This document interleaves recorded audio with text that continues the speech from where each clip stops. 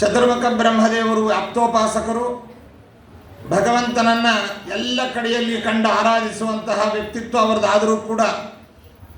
ಪ್ರತಿಮಾ ಮಾಧ್ಯಮದಲ್ಲಿ ಭಗವಂತನನ್ನು ಆರಾಧಿಸಬೇಕು ಎಂಬುದಾಗಿ ಇಚ್ಛೆಪಟ್ಟು ಸಂಕಲ್ಪಿಸಿ ದೇವ ಶಿಲ್ಪಿಯಾದಂತಹ ವಿಶ್ವಕರ್ಮನಿಂದ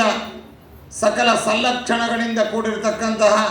ಶುದ್ಧಾಂ ತಾಮ್ರಮಯೀಂ ಶಸ್ತಾಂ ಎಂಬುದಾಗಿ ಹೇಳಿದಂತೆ ಶುದ್ಧವಾದ ತಾಮ್ರಮಯವಾದ ಲೋಹದಿಂದ ಸಕಲ ಸಲ್ಲಕ್ಷಣಗಳಿಂದ ಕೂಡಿರತಕ್ಕಂತಹ ಆ ಮೂರ್ತಿಯನ್ನು ತಯಾರು ಮಾಡಿಸಿ ಮೂರ್ತಿಯಲ್ಲಿ ತಮ್ಮ ಬಿಂಬವನ್ನು ಅಲ್ಲಿ ಆವಾಹನೆ ಮಾಡಿ ಬಿಂಬರೂಪಿಯ ಪರಮಾತ್ಮನ ವಿಶೇಷ ಆರಾಧನೆಯನ್ನು ತಾವು ಮಾಡಿದ್ದಲ್ಲದೆ ಆ ಪ್ರತಿಮೆಯನ್ನು ಚತುರ್ಮುಖ ಬ್ರಹ್ಮದೇವರು ಸನಕ ಸನಂದನ ಸನತ್ಕುಮಾರರೇ ಸನತ್ ಸುಜಾತರೇ ಮೊದಲಾದಂತಹ ಎಲ್ಲ ಮಹಾನುಭಾವರಿಂದ ಪೂಜೆಗೊಂಡು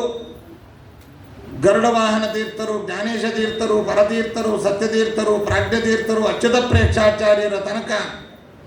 ಈ ಪರಂಪರೆಯಲ್ಲಿ ಎಲ್ಲರೂ ಪೂಜಿಸಿದ್ದಲ್ಲದೆ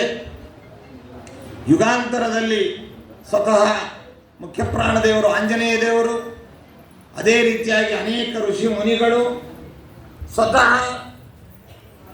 ಇಕ್ಷ್ವಾಕು ವಂಶದ ಎಲ್ಲ